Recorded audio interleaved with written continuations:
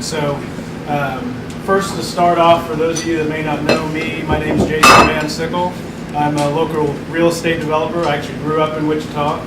I was the son of an architect and a nurse here in town, and my dad was just an intern architect when he got started, and was actually CEO of one of the largest architectural firms here in town and in the state of Kansas. So very proud of that legacy, very proud of the fact that both my parents went and got college educations, which inspired me even after I had kind of a rough start of starting school and getting married and having kids young and going through a divorce and being a single parent for a while, which postponed my eventual getting a degree.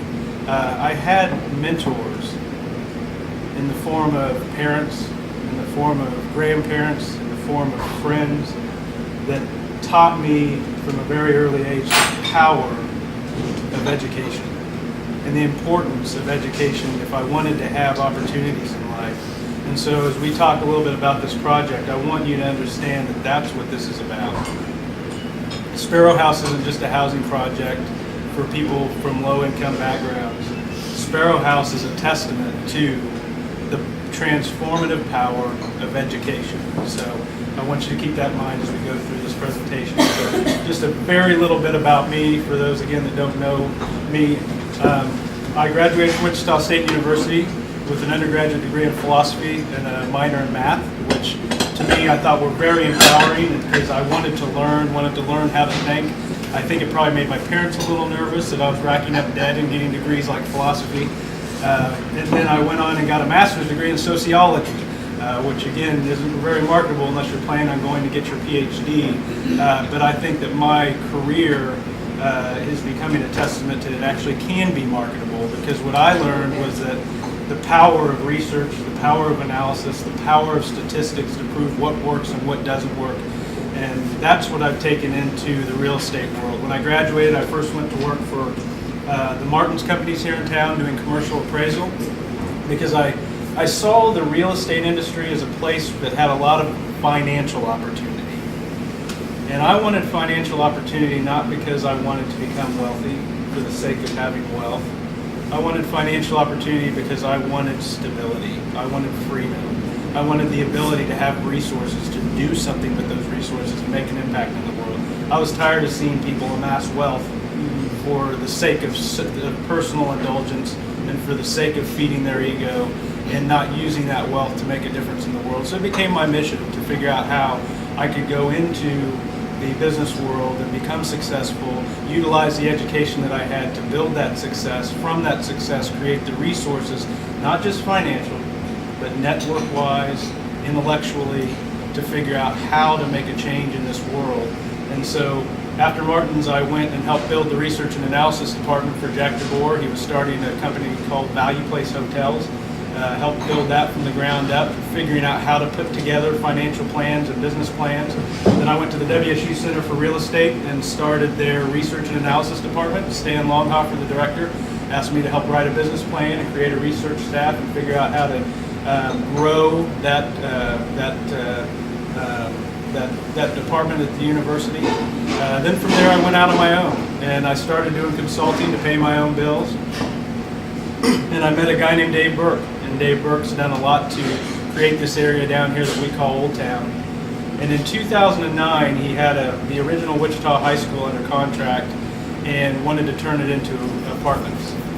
But that's what you refer to in real estate development as speculative development, because you're taking a building that's never proven itself as apartments and you're saying, I'm going to turn it into apartments. And when you're doing that in 2009, when the housing bubble just burst and the bailouts are flowing, and banks are under mandates from the federal government not to do a single risky loan, even if you're Dave Burke with all of his success that he's proven down here, it was nearly impossible to get that project off the ground. So I told Dave, hey, I've got a background in financing projects like this.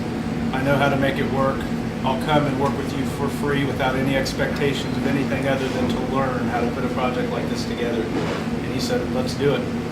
And we got that project financed, and we got that project open, and it became the fastest, it became the property that, the apartment complex that leased up fastest in downtown history, and has gone on to be an incredible success.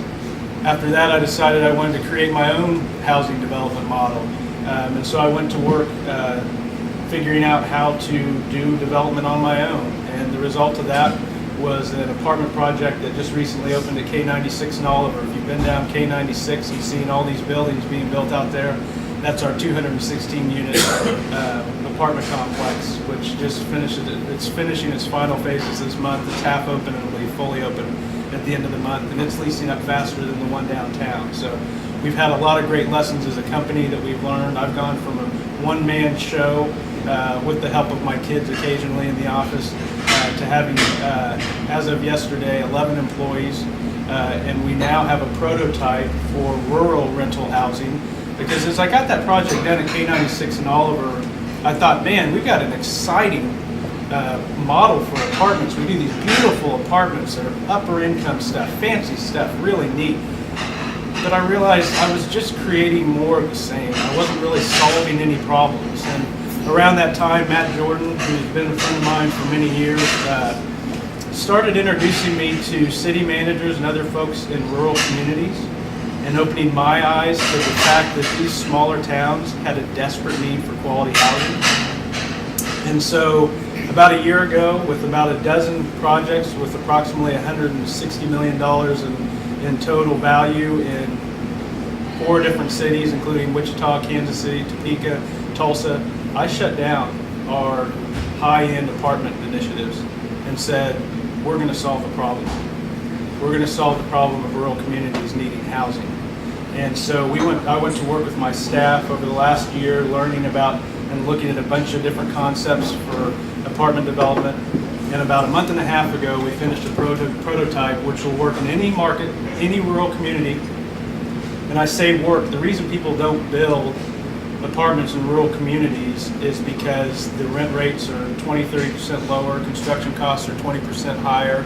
And so right out of the gate, you've got a big challenge compared to these bigger markets. So people in Wichita, there's local developers, regional developers, national developers that'll come and do apartment projects one at a time. These small towns, they haven't had anything built for the last 30 years. And what has been built has been low-income housing, subsidized properties. And one mandate that I have for myself and my company and all the companies that we start is that we will not ask for government subsidies to make our projects work. Our government has enough problems. We have enough debt. We have enough challenges we're going to have to face as a country in terms of getting financially in a good and solid place. The last thing we need are more business folks and developers coming and saying, you need to give me money if you want me to help solve your problems in your community. What needs to happen is more public-private partnerships that figure out how to solve problems. Private business doing its part, building the financial models based upon their own merits, and working with local communities only to the extent that the local communities provide the guidance to say, here's what we need. We'll make the introductions. We'll help you figure out what needs to go where, but we need you to step up as private industry to figure out the models. And that's what we did with the rural rental housing model.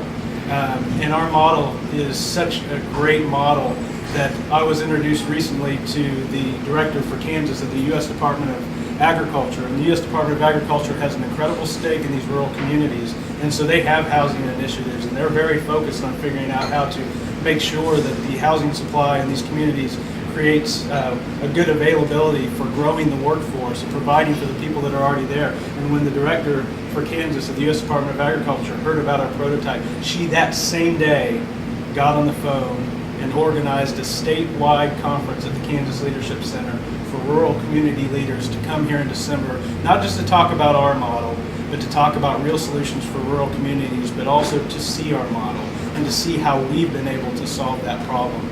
And that's what we're really hard at work on. I'm telling you all that because once we had this rural model, because of the lower income and the higher cost, I sat down one day and I said to myself, I need to figure out where our break-even point is. How low can our rents go before we risk losing money, before we get into financial trouble? So, as I often do, I opened up an Excel spreadsheet and started plugging in numbers. And I figured out that in our one-bedroom apartments, a single parent earning only $7.25 an hour and working 40 hours a week could afford our apartment and spend only 30% of their income, and we would not lose money. I figured out that a couple working a combined 60 hours a week and earning only $7.25 a piece minimum wage could only spend a third of their income and afford our 2-bedroom apartment. Then I realized I've got a low-income housing project. I've got an initiative that can help the lowest paid people in our society have a nice, clean, safe place to live. The problem is I didn't want to have anything to do with low-income housing at all, because I think historically it's been a horrible idea. And I'm not going to pull any punches about this, because historically low-income houses is simply taking people out of a poor community, put them in a little bit better community, and then walked away. Real estate developers have gotten incentives for low-income housing. They stick it in their pocket, they walk away. The housing does no good. Displacing people and putting them under a different roof, even if it's a little nicer, does no good. That doesn't empower people. That doesn't change people. That doesn't make them better. So I have never wanted to get into low-income housing. But then I remembered a conversation I had 5 years ago. It was November 3rd, 2008. And I'm not savant in remembering dates. I just actually have a Word document on my computer where I took notes during this conversation. November 3rd, 2008, I called a friend of mine, Dean Nelson. Dean Nelson runs Discovery Place, which is one of Wichita's kind of crown jewels of early childhood education. She started with nothing. When independent school first got started, she went to the school and said, hey, my children are coming here. I think you need a preschool program. I think you not only need a preschool program, I think you need an early childhood education program. This was at the forefront before there really was early childhood education. It was about doing something with the kids in their ages 0 through 5 so the parents could go to work. And Dean said, I got this idea. There's this Italian philosophy for how to raise kids and get them creatively interacted with their environment and to nurture them and to grow them both creativity-wise and intellectual. And so she created this Discovery Place. And I encourage you to find out more about that great organization. But the point here today is that I called Dean and I said, this is 5 years ago, I was just getting my feet wet with ideas of development but hadn't done anything on development-wise. I said, I saw an apartment complex the other day, and it was in a lower income neighborhood, and it had this kind of room in it, and it got me thinking, why couldn't somebody do low-income housing and then put a daycare center in that apartment complex so that the parents could leave their children there, so that their children didn't have to be taken across town and dropped off in the basement of somebody's house who may or may not be licensed to watch that child because that's the only thing they can afford. Why can't those children play with their neighbors during the day and stay in their community and be watched so the parents can go to work and earn a living with the psychological comfort of knowing that their parents are in a good place, their children are in a good place. And Dean and I talked about that, and Dean actually introduced me to a woman, Janice, who runs the Opportunity Project, which is a great child program here in town. And we had kicked around some ideas, but I didn't know what the heck I was doing, so I never got the real estate piece off the ground. Fast forward to a few months ago, and I'm sitting here looking at this model, this financially feasible model for low-income housing. 4 buildings that create this square and the Central Park theme. This is our rural prototype. And I'm thinking, what if we put a school there? What if we put a facility there for children? Now it's not just low-income housing where you're displacing people. Now it's a program where you're intervening in their lives. Now it's a program where you're going to step in and say, we're going to give you a better place to live. Is that mine or yours? Sorry. No, that's not mine. It's my alarm. Hey, that's okay. You got to have that alarm. She's got to be to school here soon because, as we were talking about earlier, you're 5 minutes late, the students are gone. That's true. I used to be one of those students. So that is the lead up to what Spero House is about. So let's take a look now at what the design of Spero House is in more detail.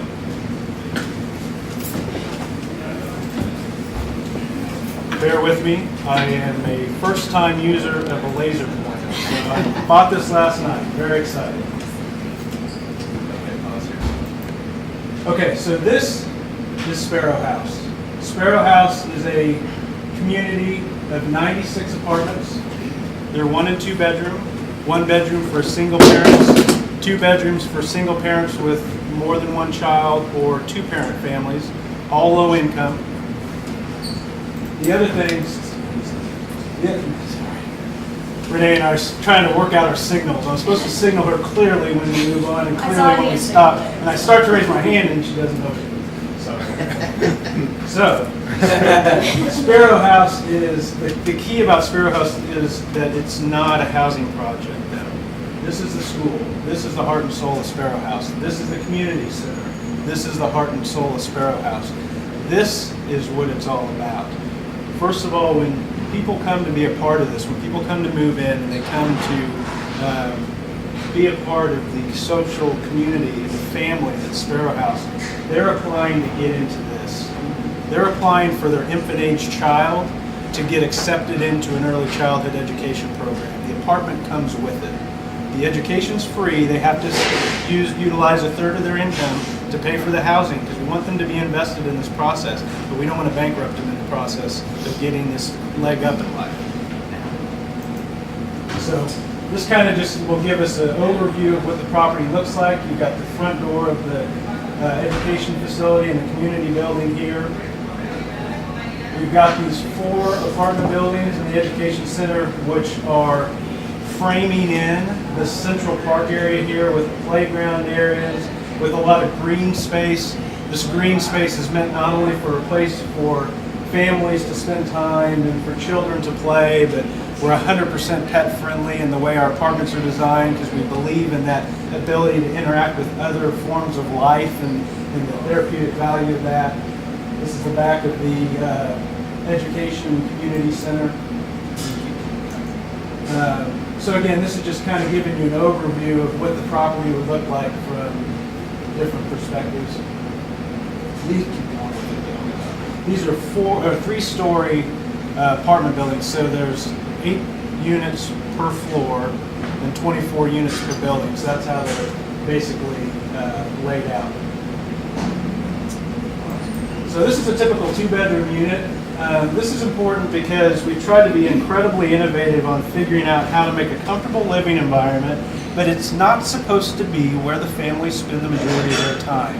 We want to get them out of those living units, into the park to interact, into the education center to spend time and get tutoring, into the education/community center to go for potluck dinners and to interact with their fellow neighbors. So these aren't supposed to be big living units where people spend most of their time. This is a place where they go where they want to spend time as a family. This is a place where they go to sleep. But these are going to be busy families out in the community. So the main thing is to provide as much as we can for as many people as we can.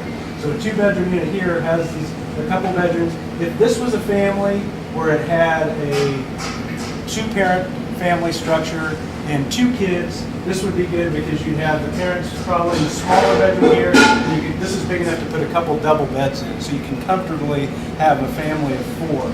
If it was a slightly larger family and we just desperately wanted to get them in the program and didn't want to restrict their ability to be in the program because of the number of children that they have, we can expand this so that you can have a couple double beds or even a couple bunk beds, additional bedrooms here for kids, and then, that's one. And then you've got a Murphy bed in the living room for the parent or parents. So we can really get a higher density in if we need to, because again, this is about applying for the education program, and we don't want to limit somebody's ability to get their children in the education program and be a part of Spero House simply because they have too large of a family. This is the view of the inside, and just to show you, these are nice apartments. I mean, these are nice wood cabinets, nice countertops. They've got all the things that you need. Some of the things that we take for granted, like a dishwasher, which a lot of low-income housing does not have. These are nice. This is a perspective here at the other end with the Murphy bed, which is actually kind of a console that has a TV mounted on it. So if you're not using it, it doesn't look awkward. It just looks like the place where the TV is supposed to go. So again, here is the overview of the community. From a real estate development standpoint, we really thought this out. The parking's around the outside. We don't know where the site's going to be, although we're looking at some potential options. We want to have this around the outside because as a real estate developer, you want to buffer something like an apartment development from the surrounding uses. But again, this central courtyard area is one of the key features of the project. So let's take a closer look at the education center.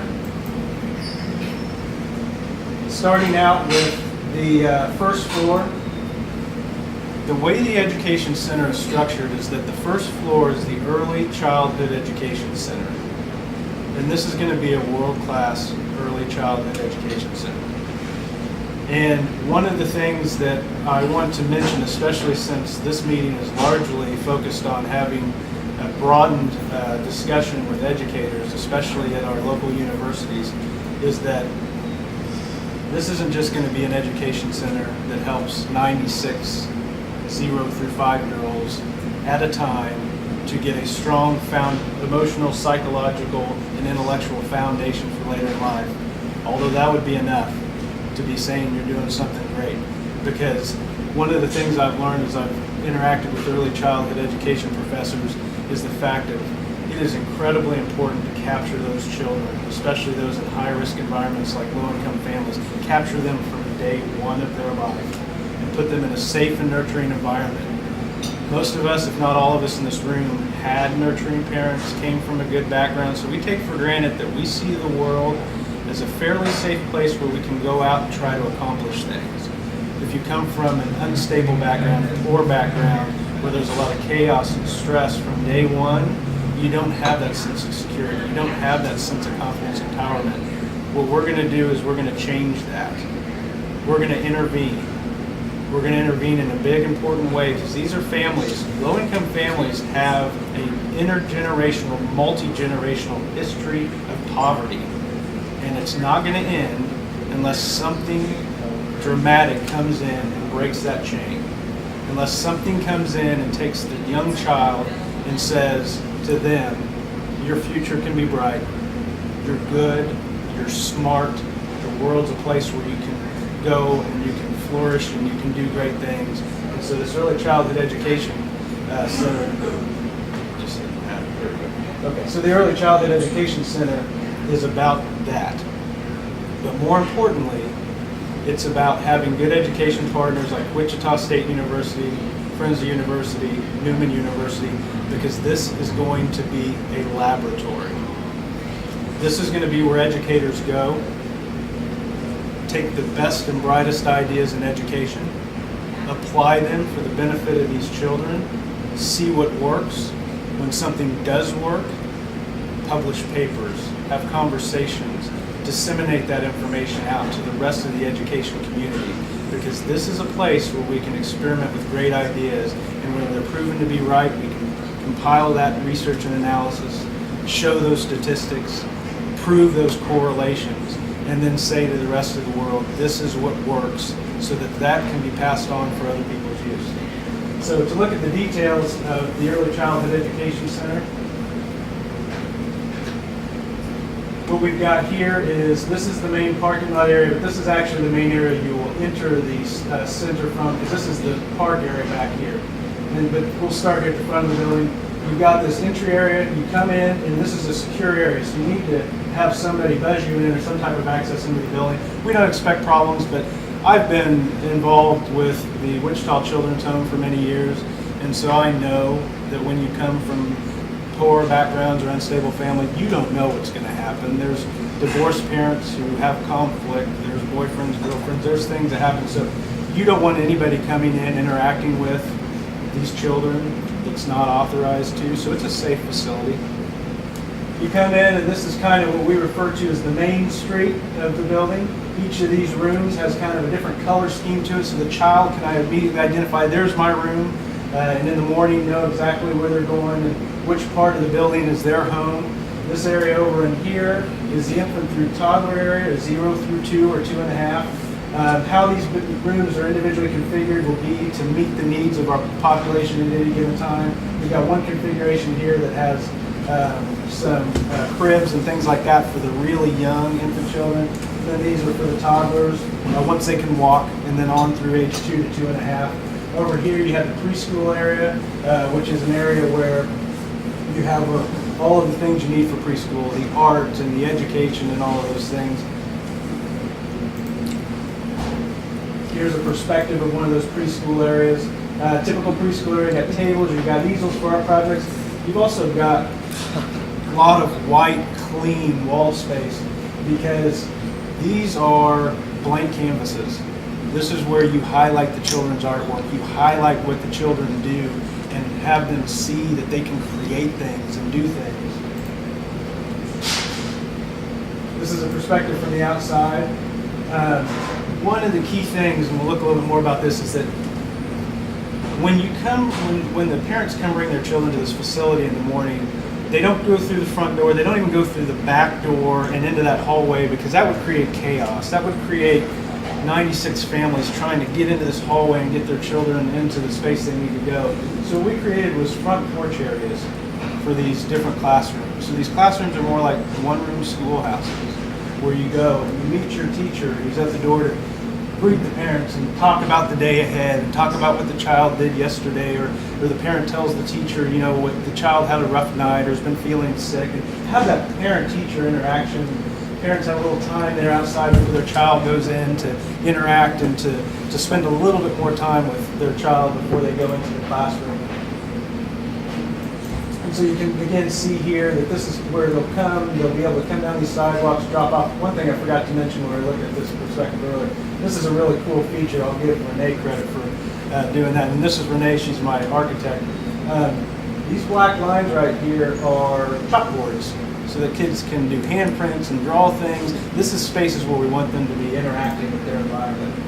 And so again, taking a look at this, here's where you live, here's the education center. Let's think about this for a minute. These are families who in the morning used to get up under the stress of trying to figure out their bills the night before, living in poor circumstances physically, hustling to get their children ready for the day, figuring out how to drive across the town or take a bus across the city to drop their kids off at a poor daycare facility or somebody's house, and then under all that stress try to get to work and put on a good face for a good day's work so they can pay their bills.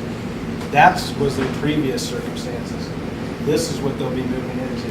They'll be moving into a nice apartment, a beautiful living space, a safe environment. They'll be taking a walk through a park in the morning with their children to the front door of a high-quality educational facility.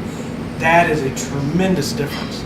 That is a weight off of their shoulders. That's a transformative change in their lifestyle, which is incredibly important because, as Mike sent me a study recently about the impact of poverty on the brains of adults.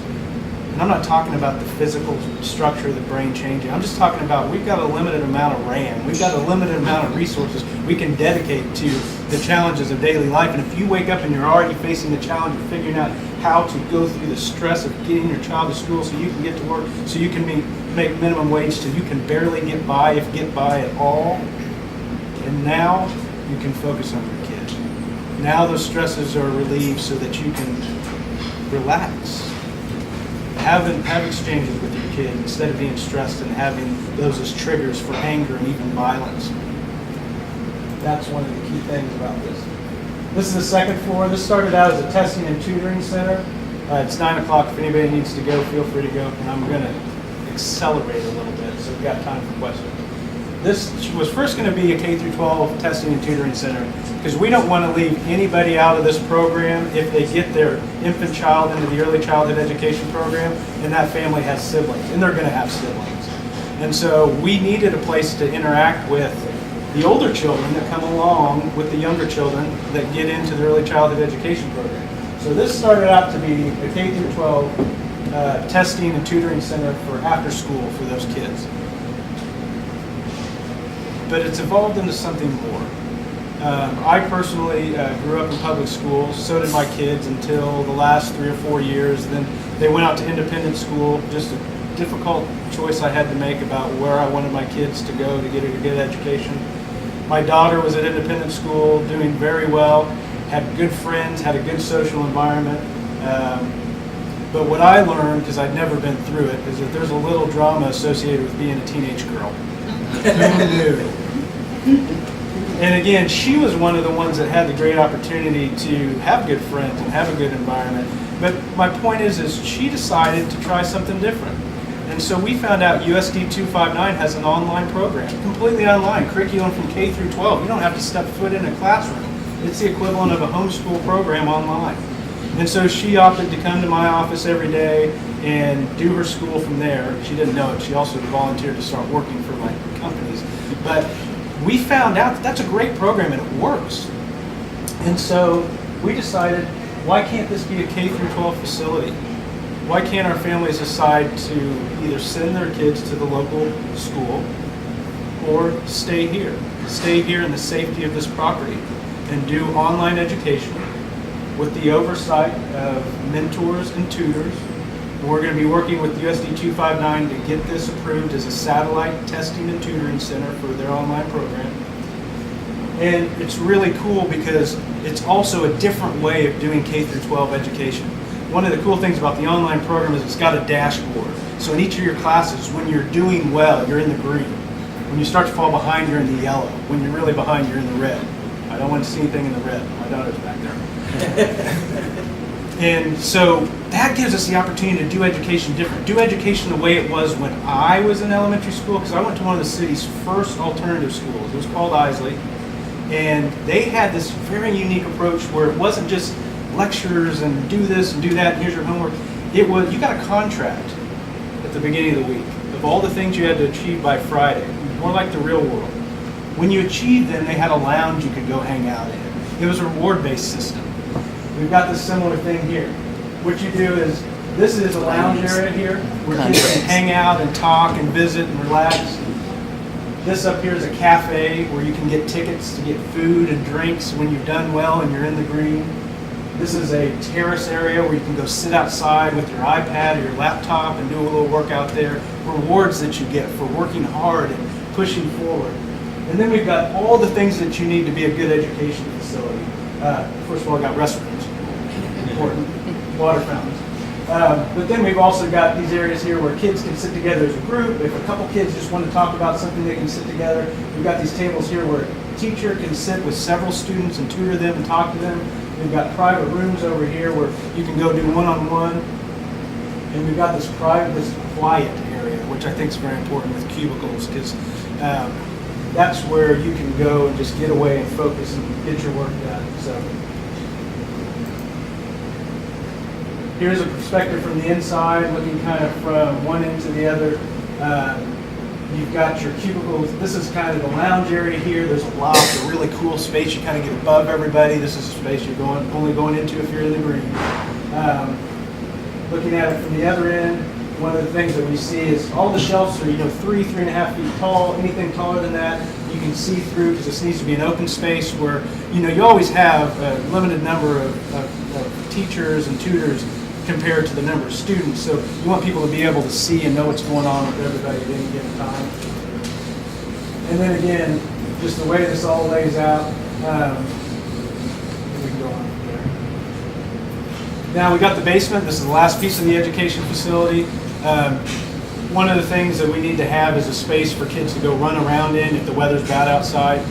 These parents are going to be working from 8 till at least 5 or 6 at night. The education piece will take part from the beginning of the day towards mid to late afternoon, but after that you need to transition into something else. You need to transition into playtime, into social time. Usually that'll be outside in the Central Park area and in the playgrounds, but when the weather's bad, we don't want them sitting at their desks and back inside. So we created this basement area where you've got a place, a gymnasium for kids to run around, throw balls, do things, and run off some of that energy at the end of the day.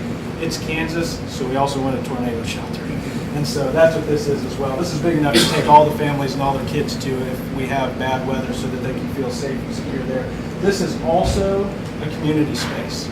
We've got a room right here where we can keep enough tables to be able to put 200 people comfortably seated at tables for events. Those can be potluck dinners. Those can be social times together. Those can be anything that we can think of to bring these community of individuals together to get to know each other and to interact. So this is the outside area. Again, this is the Central Park and the place where the kids usually play if the weather's good. It's a place where families will go during the evenings and weekends to spend time. That's it? Okay. That's Spero House. Where did the name come from? God, you should be a plant that has good questions. First of all, let me say thank you to a few key individuals. Matt, thanks for coming from the Kansas Leadership Center. Matt's been a part of helping push this forward. Mike's helped organize people from Newman University, Greg's helped organize, people from WSU, Dan's helped organize, people from Friends. So I want to say thanks to all of you. Janet, who's incognito over here, I want to say thanks to her. She's got the tough job of getting elected to something as a member of our city council. So I'm going to shamelessly take a moment to say, Janet's one of the hardest working people I know on the council. She is the only person that showed up at every single event that I've done that's had some type of meeting, even when I was nobody. She was there at the groundbreaking and gave a speech as the vice mayor of K96 and all over. She was there when, as a representative of the Old Town Association, I formed a task force to figure out how to create an overlay to get rid of some of the problems we have that is plaguing Old Town, and she's here today. So thank you, Janet, for being here. Now I'll answer your questions. And quit calling me Jeff, that's my dad. Yeah, that's right. Spero House. The name Spero is Latin for hope. Sweet. And that's what this is. This is hope. This is hope just not to transform the lives of 96 families and their children, 96 families at a time, although that would be enough. This is the hope of figuring out what works better in early childhood education and K through 12 education. And we also have a saying, Dum Spero, Spero, which is while I breathe, I hope. And so that's where that comes from. Now, So what's the role of the universities? How could folks get involved? good question. First of all, I'm not asking anybody for money. That's the good news. I'm not asking you for money. I'm not asking your institutions for money. I know how to do this. This is a $9 million project. The housing, $7 million. The education facilities, $2 million. I've got a model that takes care of the housing, so now we're down to $2 million. And I've had a lot bigger challenges than this when I did the apartments downtown or did the apartments at K96 and all of it. I can get this built. I'm not asking for money. What I'm asking for is passionate education partners. If I build this facility, I need people who care about education, who want to see advancement in education, who want to test ideas in education, whether you work in healthcare, whether you work in sociology, psychology, whether you work in social work, whether you work in family therapy. I want you to come in and work with us in this facility. I'm going to build you a research facility where you can test out great ideas, where you can disseminate those ideas. I like something Dan said in a meeting we had a while back, which is how incredible it would be, how incredible it would be to have this facility and have a graduate student from Friends and Newman and WSU working together, co-publishing papers that go out into the world and show statistics and show the research and analysis to say, this is what works. We had a great meeting last night at Newman with early childhood education folks and people from the community, and I had somebody come up to me afterwards and say, I don't know how we got on the subject, but we got on the subject of politics. It seems to come up a lot these days. And he said, I don't know what to do anymore. I'm tired of waiting for the federal government to quit arguing with each other. I'm tired of waiting for them to do something. I said, let them do what they're doing. Let's do something else. Let's make it our responsibility. Let's not wait for the federal government to define what makes good education. Let's not wait for the public schools to say, what are you going to let us do? Let's go out and let's prove the research. Let's show it works, and then let's tell the world about it. That's what I'm asking from you. I'm asking you to be my education partner. I'm asking you to help me figure out what a great facility for experimentation and research and analysis in educational theory and educational practice should be. And then we're going to go test it. We're going to go find real and meaningful solutions and ideas to improve the quality of education. Any other questions? 9:15. A little time to, I was just wondering if there had been any discussion or vision for adult education. God, you should be a plant too. Yes. Evenings and weekends, the education facility becomes an adult education facility. We were going to look at job training.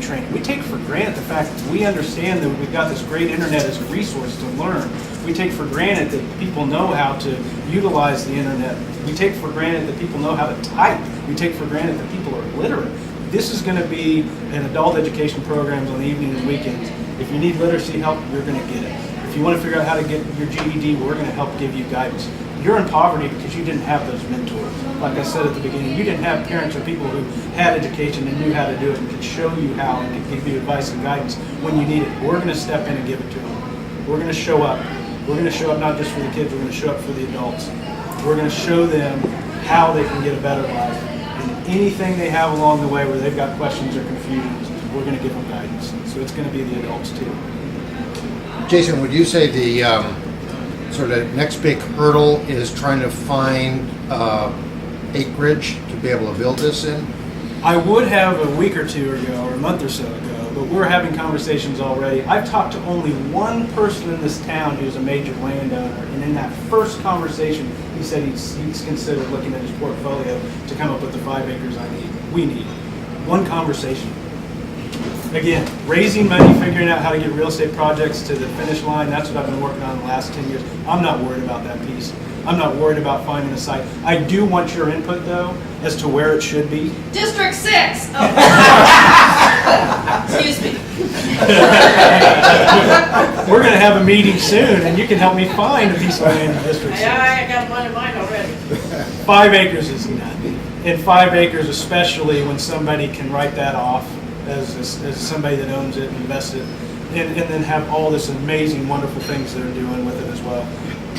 2 or 3 weeks ago, I might have said that was the next big hurdle. I don't think it's a hurdle now. So, Jason, I just want to say that even the issue of our 3 schools being partners together could be something you see as the next step, or could be something you see as a challenge. yeah. Although I'd want to say Greg and Mike and I 3 years ago, in the fall of 2010, spent that fall in 2010 talking about how we could step out of those ruts of schools being only competitive with each other, or professions even being only competitive with each other, and really work toward a common project.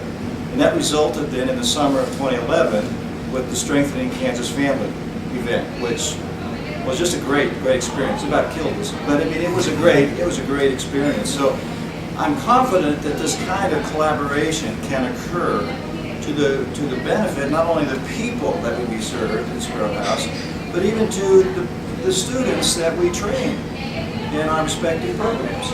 And what Dan is saying is it took something that started with 3 of us believing it grew, and it was a project that we could work on. And honestly, we didn't. Hope there's no administrators too powerfully. We didn't. I mean, we didn't deal with a lot of administrative stuff. We just didn't. We didn't violate any rules or anything, and we asked when we needed something, but we just didn't. And I think one of the reasons, and one of the things that we talked about the first time we met is, hey, let's get started with a small group of people that care, and then start growing it, because that worked so well last time. It did. And really credit went to Mike for Mike's real initiative and just quiet, gentle way of just roping people into the most inspiring of projects. So I just have to. So I want to say there's really no component of what you're talking about that is out of reach. Yeah. It's not out of reach. And I'll tell you that, again, I'm glad to have Matt here from Kansas Leadership Center, because we were talking, Kansas Leadership's about, the center's about bringing people together and figuring out how to work to get these organizations with different ideas and different agendas to work together towards a common good and a common goal.